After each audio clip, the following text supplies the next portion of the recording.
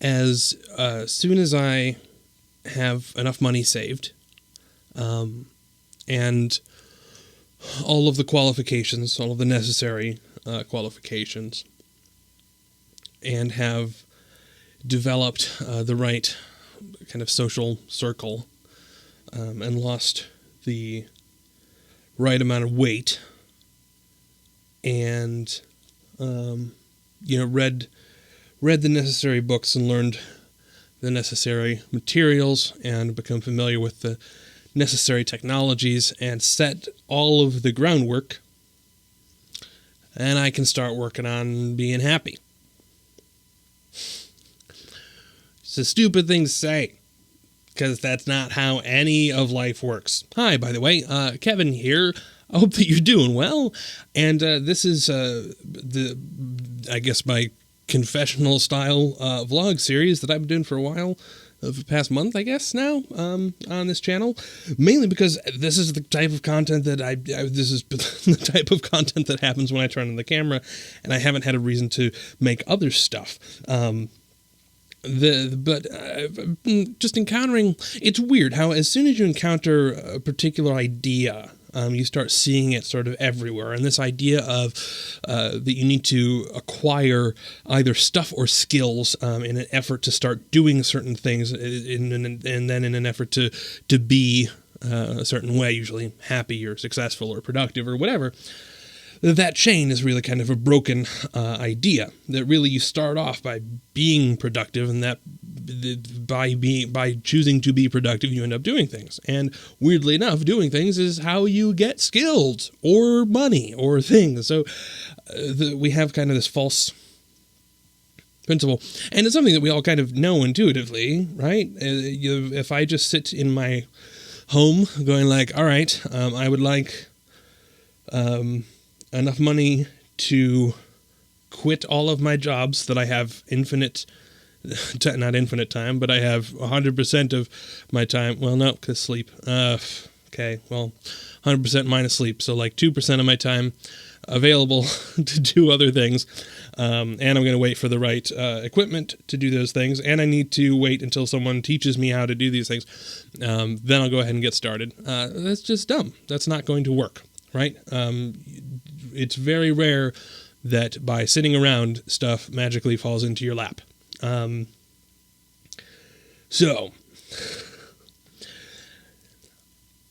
as I said, we sort of know that intuitively, and I spend a lot of time navel gazing and thinking about with my shirt on. I look just above the navel. I look at the fabric that lies on top of the navel. So don't worry.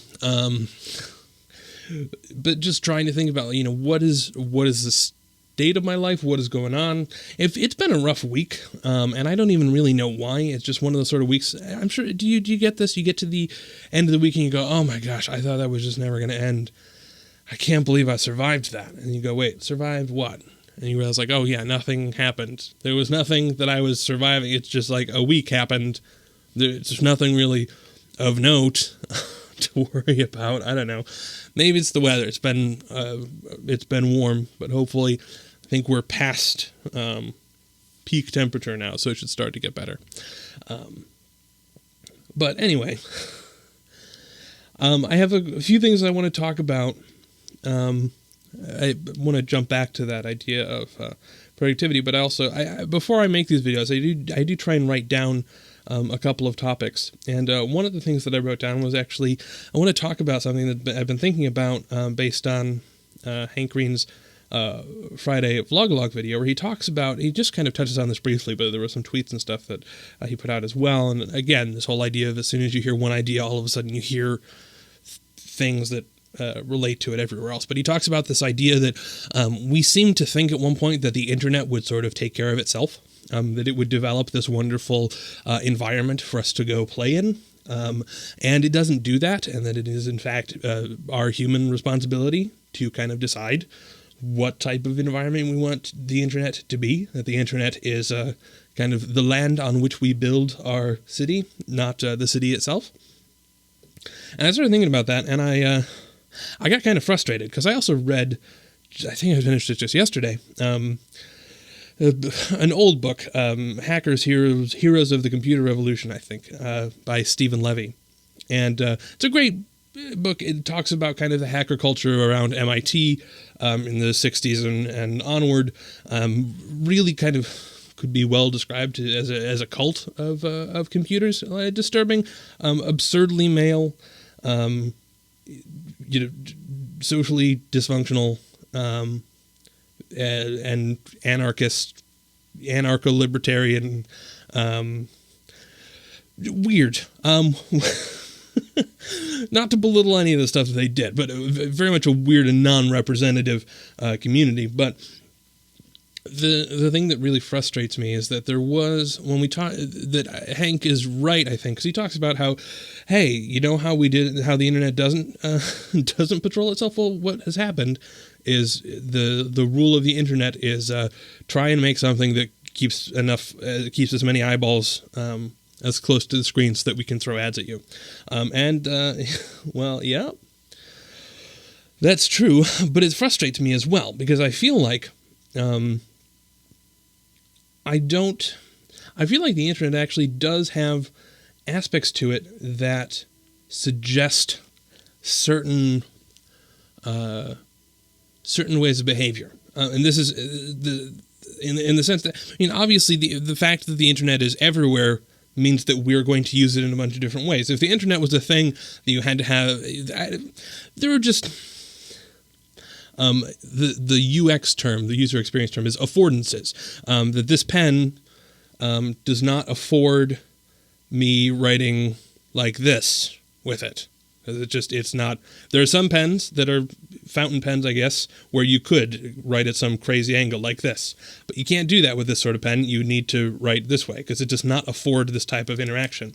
And the internet was designed with certain affordances and certain affordances that weren't there. And certainly software that's been built on top of the internet, particularly protocols like email and IRC, they have certain affordances. You cannot... one of the reasons that email has lasted and that it is used for business communications instead of, say, like Facebook Messenger, is that anybody can have their own email client and that they interoperate. That is an affordance that technology has. And I feel like the internet could have done a better job. And that certainly there were a lot of good intentions about what the internet was supposed to be, of being this whole, the whole idea of information freedom and open source.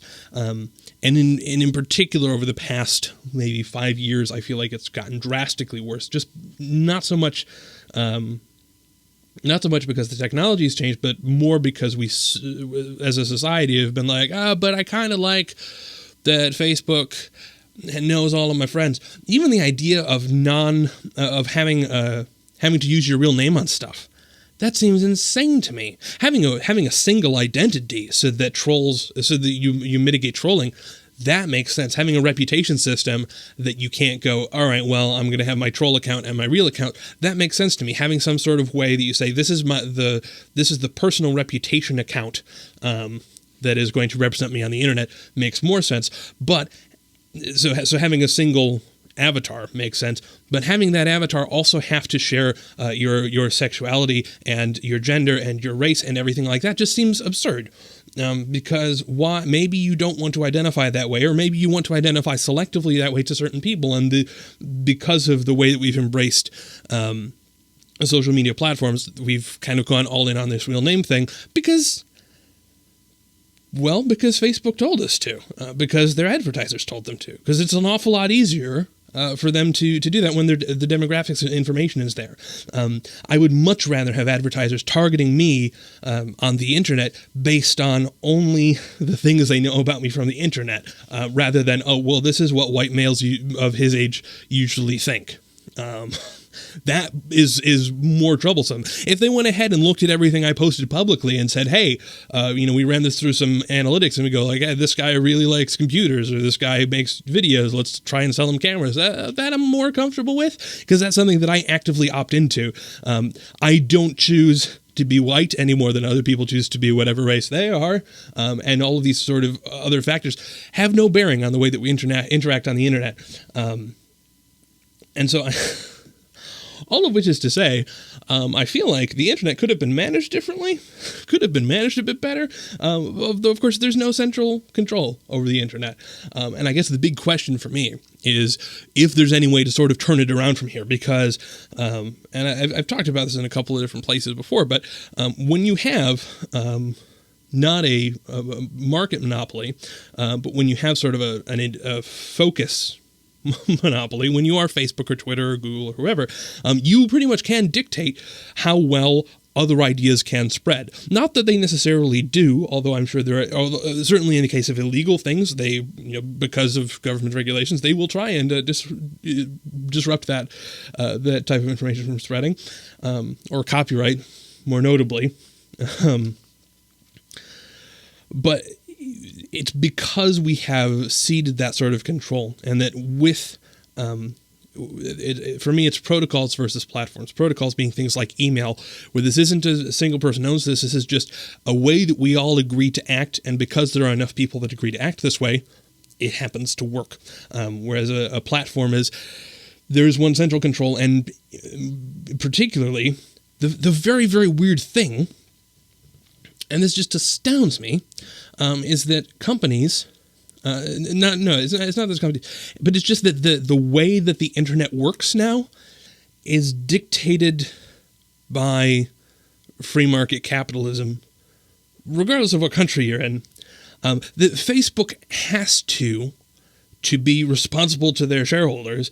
They have to try and keep you on the site and try and feed you as many ads as they can get away with. Like, that is a thing that they kind of have to do.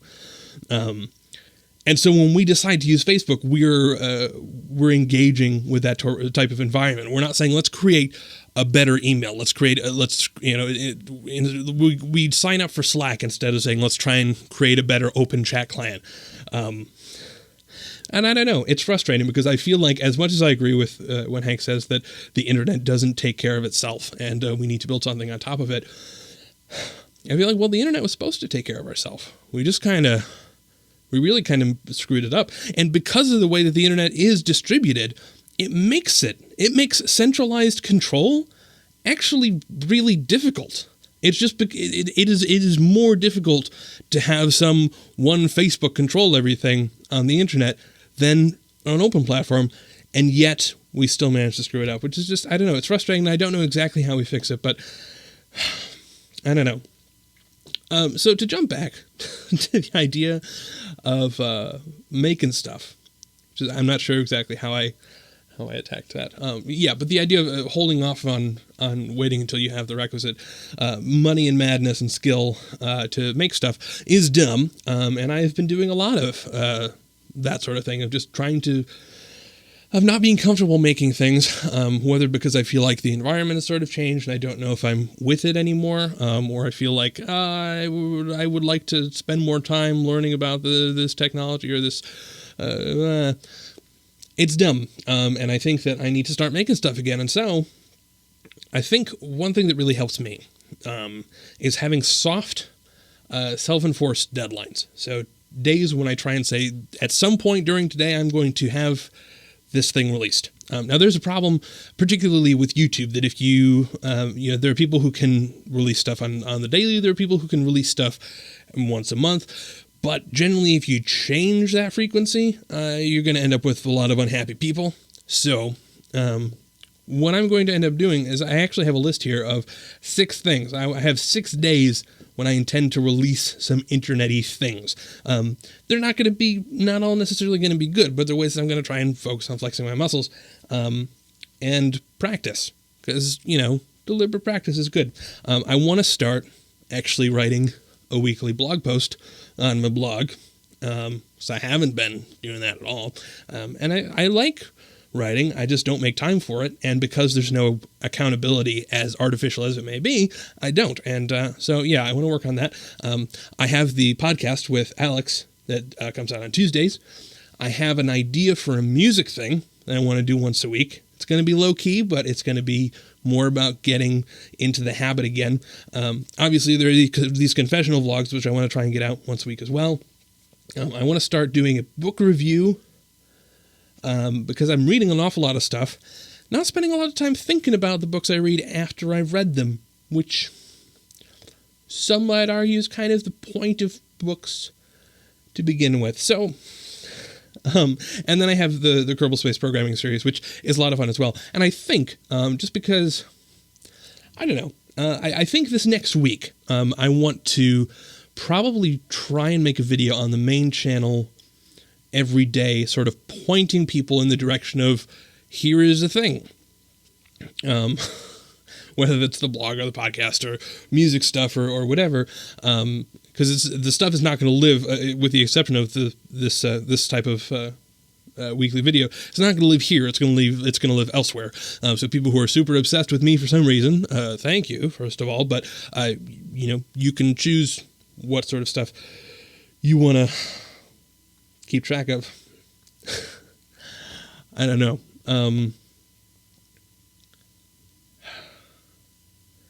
It's weird.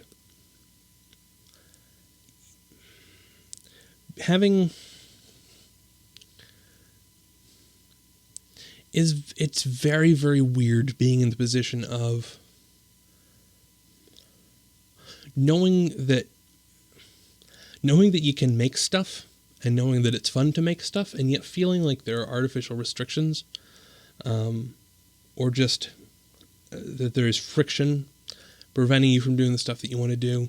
And in particular, to tie it back into sort of the internet control thing, knowing that there are kind of unspoken rules and suggestions for how best to produce and disseminate content for maximum blah blah blah. Because it's hard not to get sucked up in that. I mean, you are, I guess, to summarize it, if all you watch is TV, then the stuff that you're going to make is going to be like TV, right? And the internet has finally, I think, gotten to that point where we've sort of codified what the format of everything kind of is. And so if you feel like your content is not up to that standard or not quite in that format or just different in any way, there's always going to be sort of that little nagging voice that goes, this isn't exactly how this is supposed to go. And I don't know. I mean, obviously part of the job is to just shut that voice up, I guess. But it's also just frustrating to see how that voice has gotten louder over time as we've sort of just established more culture norms on the internet. Anyway, I've been rambling for a long period of time. I don't know if anything that I say makes sense, but if it does or if it does not, please let me know your thoughts in the comments. I truly do enjoy being able to interact with you and hearing your thoughts a lot.